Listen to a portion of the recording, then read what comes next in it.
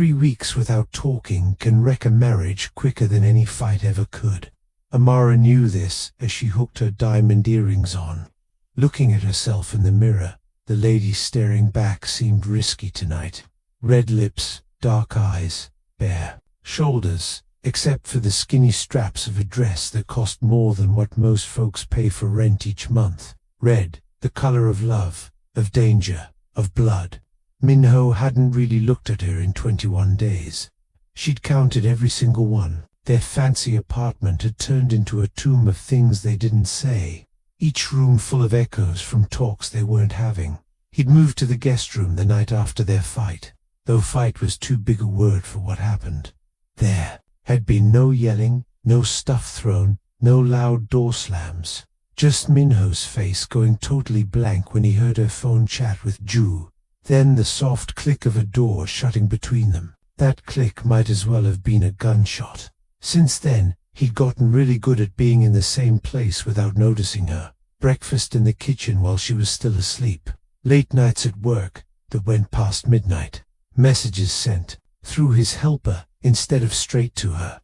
Cool politeness on the few times they ran into each other. The kind of nice you'd give a stranger in an elevator. It was making her crazy. Tonight, though, she had a place to go. Her college get-together had been marked on the calendar for months. Back when things between them were still warm, still full of life.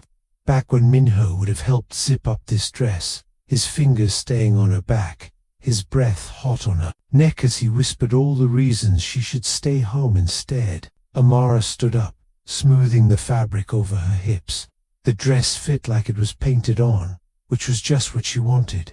Let him ignore this. Her heels clicked on the marble as she went down the big staircase, each step on purpose. The fancy light above threw rainbow colors across the entrance area, and somewhere in the house she could hear the low sound of Minho's voice, probably on another phone call that mattered more than his wife. But then the voice stopped. She was halfway down when she felt it, the heavy feel of his stare, strong like a real touch. Her fingers gripped the railing tighter, but she didn't look up, didn't give him the win. Just kept going, kept breathing, kept acting like her heart wasn't pounding hard in her chest. Where do you think you're going, dressed like that? His voice broke the quiet like a knife. Low, risky, sharp with something she hadn't heard in weeks. Amara stopped, one foot hanging over the last step. Slowly, she looked up to see Minho standing in the doorway of his office, shoulders filling the space, arms crossed over his chest. He looked mad good. She stepped down onto the marble, looking right at him without backing down. My college get-together. Remember, it's been on the calendar for 3 months. You're like hell, you are. Minho moved then, crossing the space between them with the sneaky grace that had first pulled her to him 6 years ago, back when he was just another driven law student with bad connections and eyes that promised trouble. Before the big business, before the power, before everything got so mixed up, before she'd said those words she couldn't take back. He stopped 2 feet away, close enough that she could smell his cologne, cedar and smoke and something just him, close enough to touch, but the air between them sparked with 3 weeks of unsaid anger. You're not walking out of this house dressed like that, he said, each word kept in check. Not to see a bunch of guys who spend the whole night staring at you like that. Amara laughed, the sound sharp enough to cut. Now you care what I wear. Now you notice I exist. Don't test me tonight, Amara. Or what? She stepped closer, getting into his space the way he'd gotten into hers. You'll give me the silent treatment? Oh wait, you've been doing that for 3 weeks already? Tell me, Minho, how exactly will I know the difference? A muscle twitched in his jaw. Those dark eyes of his looked down her body, staying on the low neckline, the curve of her waist, the risky slit that showed too much leg. When his gaze came back to her face, something wild burned there. Who are you dressing up for? Maybe someone who will actually look at me, she shot back. Someone who will touch me, someone who won't act like I'm a ghost in my own damn house. The words hung between them, heavy and deadly. Minho's hands flexed at his sides, and Amara watched the battle play out on his face. Anger and hurt and jealous rage all mixed up into something that could blow up. You don't mean that, don't I? She grabbed her small purse from the entrance table, her moves sharp with anger. You haven't said more than 10 words to me in weeks. You won't eat with me, won't sleep in the same room, won't even look at me unless you have to. So, forgive me if I'm a little curious about what it might feel like to be wanted again. She turned toward the door, her hand reaching for the handle. Minho moved faster than thought. 1 second she was walking away. The next, she was pinned against the marble post by the entrance, his body pressed against hers, his hands holding her face. The purse clattered to the floor, forgotten. Don't. His voice was rough now, all that careful control falling apart at the edges. If you made it this far, you might as well like and subscribe. Consider it as a token of your support in helping the channel grow. Now, back to the story. His breath was hot against her lips, their faces so close she could count his eyelashes. Amara's chest moved up and down, her back against cool marble, every nerve suddenly super alive after weeks of feeling numb. Don't what? She whispered. Don't leave. Don't want to feel something again. Don't get tired of being invisible. Minho's thumb traced her cheekbone, super gentle, even with the anger coming off him. You were never invisible. Then why? Her voice broke. Why have you been treating me like I don't exist? His jaw tightened. For a moment, she thought he'd back off again, rebuild those walls he'd built so carefully between them. But then something changed in his look. Pain breaking through anger like light through storm clouds. Because I heard you, Amara, on the phone with Jue. Each word seemed pulled from deep inside. You said you felt trapped, that this marriage was suffocating you, that you didn't know how much longer you could. He stopped, throat moving as he swallowed hard. Understanding hit her like cold water. You heard that? That's why you've been. She pressed her palms against his chest, feeling his heart pounding under the neat fabric of his shirt. Minho, you didn't hear the rest of the conversation? I heard enough. His hands slid down to her shoulders, fingers gripping tighter.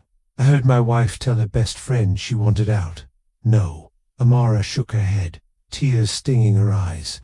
God, no. That's not what I meant at all. Then what did you mean? The question came out broken. Because I've been going insane trying to figure out what I did wrong, trying to give you space, trying to prepare myself for the day you actually leave. Her heart broke. This man, this powerful, risky man who ran big things and scared tough criminals. He looked totally scared of losing her, of not being enough. I felt trapped by your walls, you idiot, not by our marriage. She cupped his face, making him keep eye contact. You started shutting me out months ago, working later, sharing less, building this distance between us. I told Rue I felt trapped outside your life, not trapped in our marriage. I've been dying for you to let me back in. Minho went very still. What? Every time I tried to ask about your day, you'd change the subject. Every time I suggested we'd take a weekend away, you had urgent business. You started treating me like a duty instead of your wife. The tears fell now. I felt trapped on the wrong side of the walls you built. I wasn't talking about leaving you. I was talking about feeling like I'd already lost you. His eyes closed. When they opened again, they were shiny with tears he didn't shed. I thought I was protecting you from what? From the reality of what I do. The violence, the politics, the constant danger. His forehead dropped to hers. Things have been getting worse with the Bousezan families. I didn't want you touched by any of it. Didn't want you to look at me and see a monster. So you just disappeared. On me instead. I thought I was being noble. A bitter laugh escaped him. Turns out I was just being a coward. Amara's fingers went through his hair, pulling a bit. You're absolute fool. I married you knowing exactly who you are. I don't need protection from your world.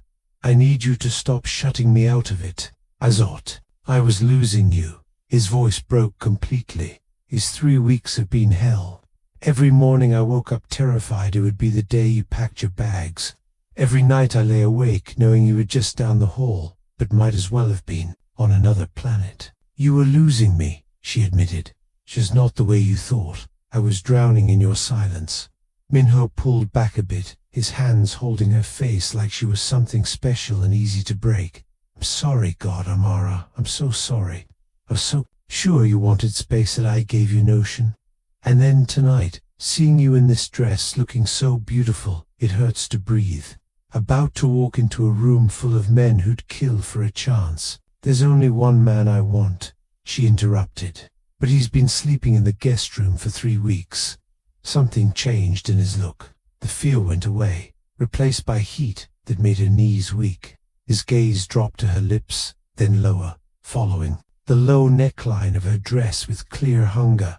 "This dress," he murmured, voice going rough. "Were you really wearing it for them?" "No." She smiled a little. "I was wearing it for you.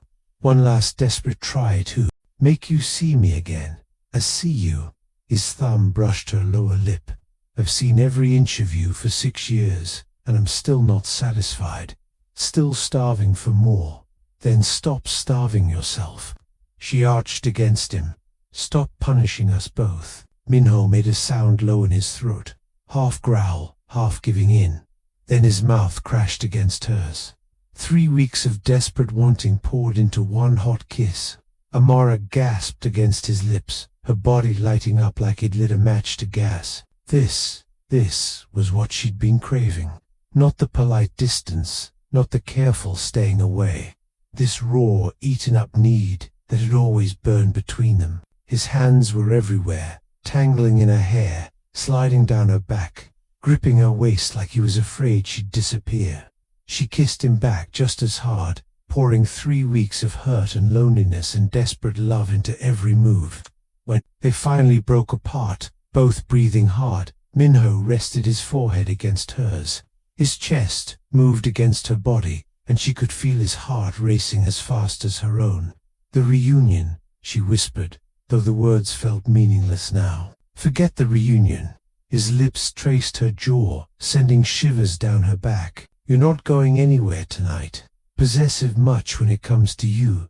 He pulled back just enough to meet her eyes. "Always, especially when you're wearing a dress designed to start wars." Amara couldn't help the laugh that came up. "It worked, didn't it? Got you talking to me again. Dangerous game you were playing." His hands slid down to her hips, thumbs making small circles through the thin fabric. "What if I'd actually let you walk out that door? Then I would have spent the whole night miserable, checking my phone every 5 minutes, hoping you'd call." She traced the line of his jaw. "I don't want anyone else, Minho. I never have. I just wanted my husband back." Something in his look fell. A part I'd been such an idiot. "Yes, you have." She kissed him softly. "But so have I. I should have confronted you directly instead of venting to Ryu where you might overhear. I should have asked you what you meant, instead of assuming the worst and shutting down." He sighed heavily. "We're both disasters at communication." Cliss said. Her fingers worked at his tie, loosening it. "Maybe we should practice getting better at it, starting when..." His voice dropped lower as she slid the tie free. "Starting after you take me upstairs and show me exactly how much you've missed me." Minho's eyes got darker. In one smooth move, he swept her up into his arms, holding her against his chest, like she weighed nothing. Amara yelped, then laughed, wrapping her arms around his neck. "What are you doing?" Making up for 3 weeks of stupidity, he headed for the staircase. "Fair warning, this might take a while. I've got all night." She pressed her lips to his throat, feeling his pulse jump. "And tomorrow, and the day after that?" Kuthi took the stairs, 2 at a time, his strength easy. "Because I plan to spend a lot of time loving every inch of this dress, and then even more time getting you out of it." Heat pulled low in her stomach. "I like this plan. You'll love how I do it." He pushed through the door to their bedroom. Their real bedroom, not the guest one he'd been staying in. The space felt almost strange after weeks of sleeping alone, but familiar in all the ways that counted. Their books on the nightstand, her perfume on the dresser, his watch collection in the corner. Signs of a life they shared that she'd been scared of losing. Minho set her down gently by the bed, his hands right away finding her waist again, like he couldn't stop touching her. "I meant what I said earlier. You were never invisible to me. Then why did it feel that way? Because I'm an idiot who thought staying away would keep you safe. He traced the strap of her dress with one finger. Every time I looked at you, I wanted to tell you everything. Every risky deal, every threat, every bad dream. But I told myself that knowing less would keep you safer. Protect me from what? Being your partner. Should covered his hand with hers. I didn't marry you to be kept in the dark. I married you to be by your side through everything, even the ugly parts. Especially those. She turned his hand over, tracing the scar across his palm from a knife fight years ago. You think I don't know what your world looks like? I see the guards, the secret phones, the late-night meetings. I'm not naive, Minho. I just want to be included. He was quiet for a long moment, looking at their hands together. The Bussasan families have been pushing into our area. There have been threats, violence. 2 of my guys ended up in the hospital last month. I know. At his surprised look, she smiled sadly. I have eyes. I notice when you come home with blood on your cuffs, even after you've tried to wash it off. I notice when you take calls at 3 o'clock in the morning and come back to bed tense. I notice everything about you. Why didn't you say anything? 'Cause he clearly didn't want to talk about it. Her voice got softer. I kept waiting for you to trust me enough to open up. Instead, you just pulled further away.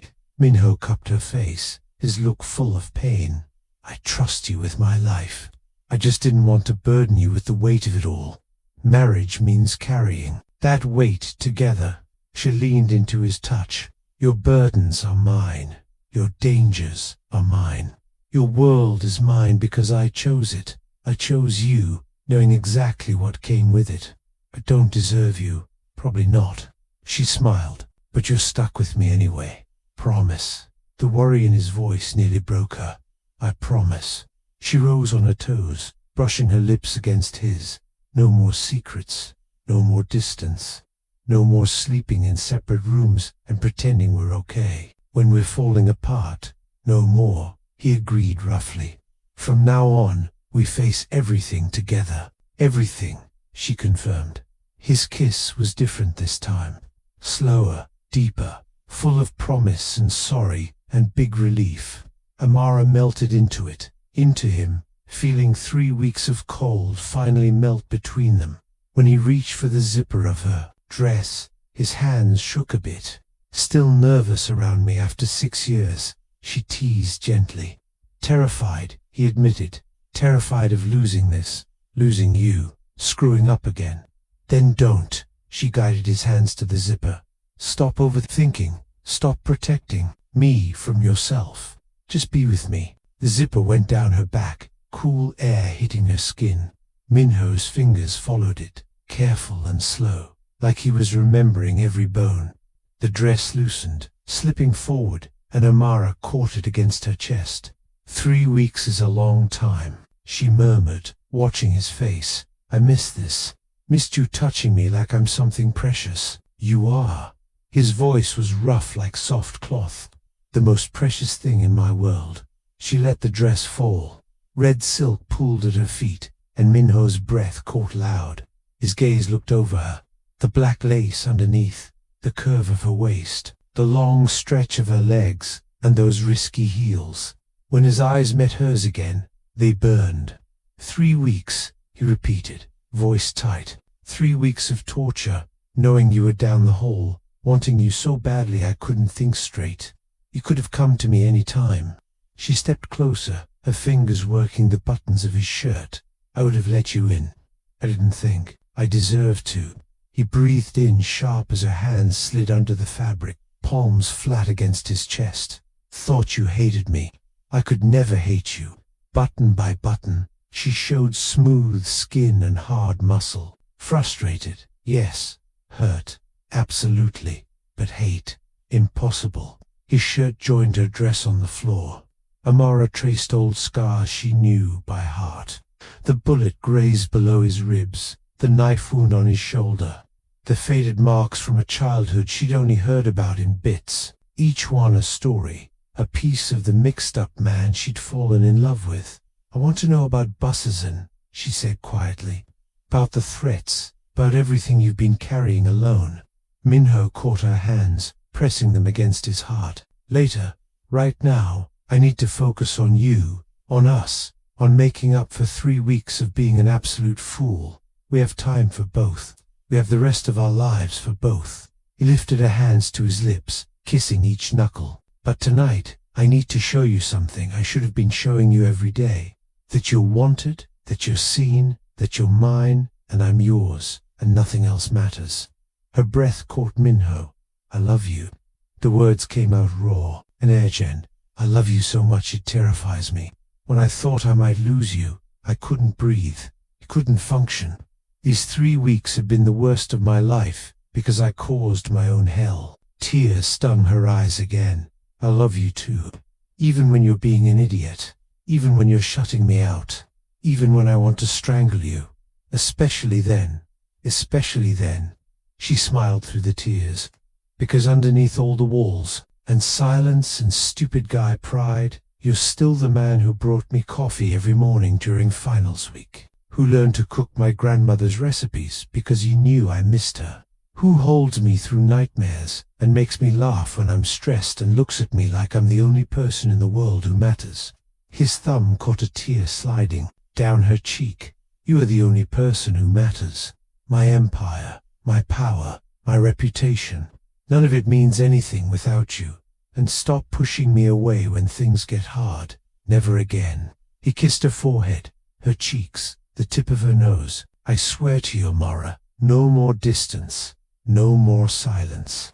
We're a team, partners. She agreed in everything. His lips found hers again, and this kiss held a different energy.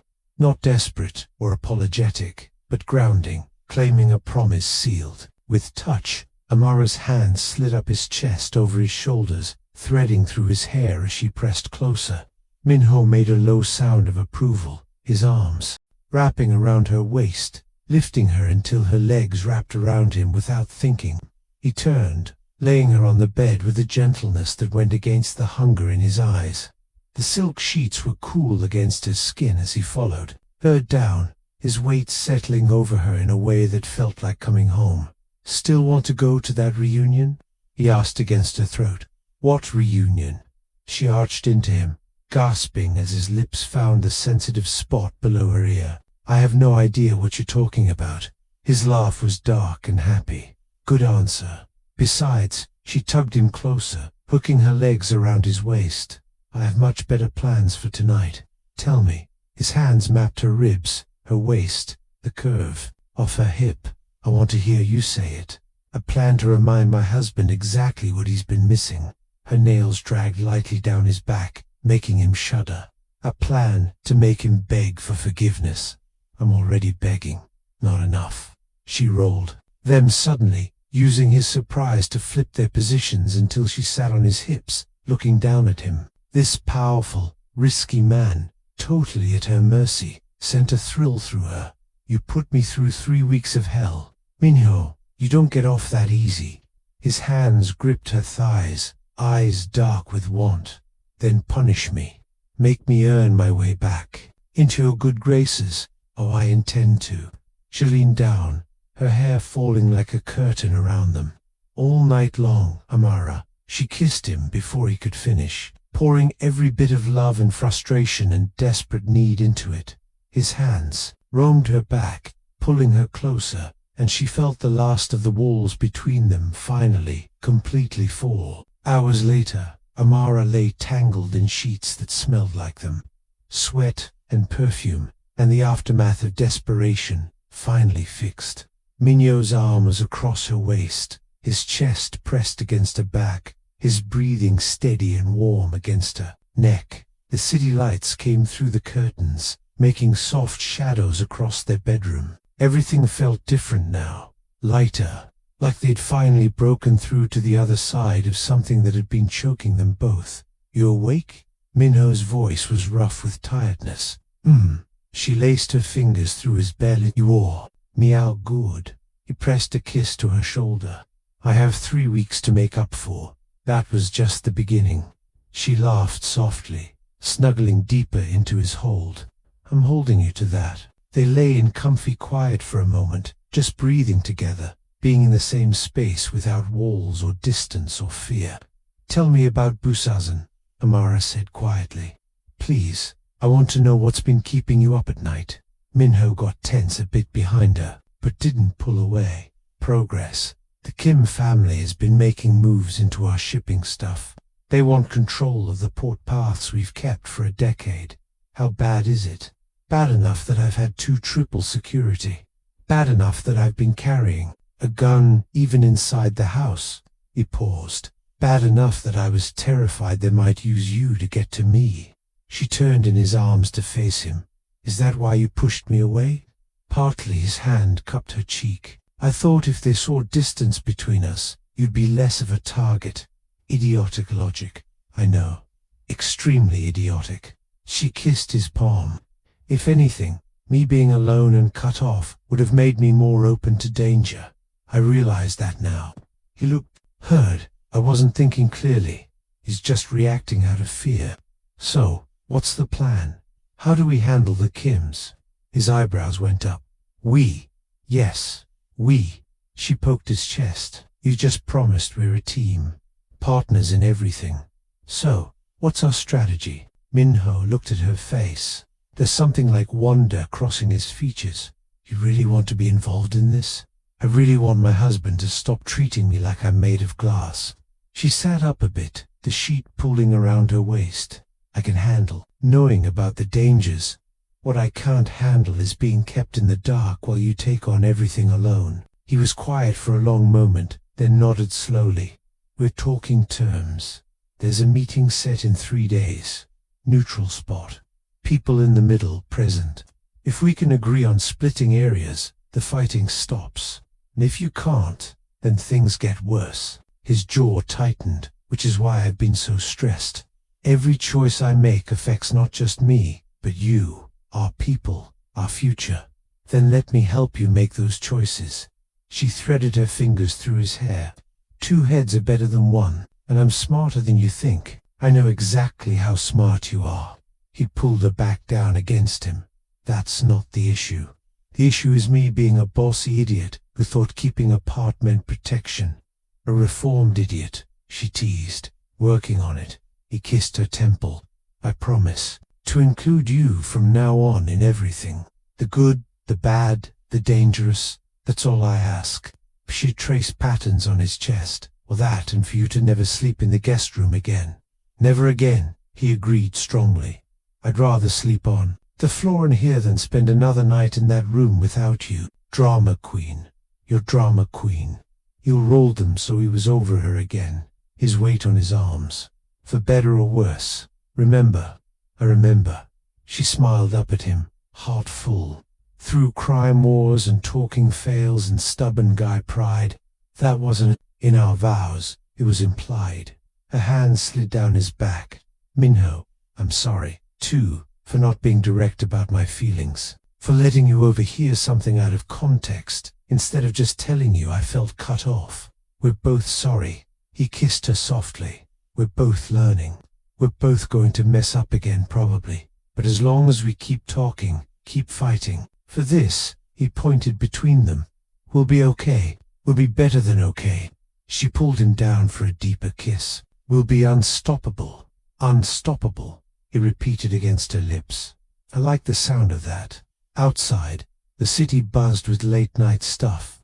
Cars honking, sirens going, the beat of life going on, no matter personal stuff. But inside their bedroom, wrapped in each other in sheets and new promises, Amara felt like they'd found something special they'd almost lost. "The reunion's probably over by now," she murmured after a while.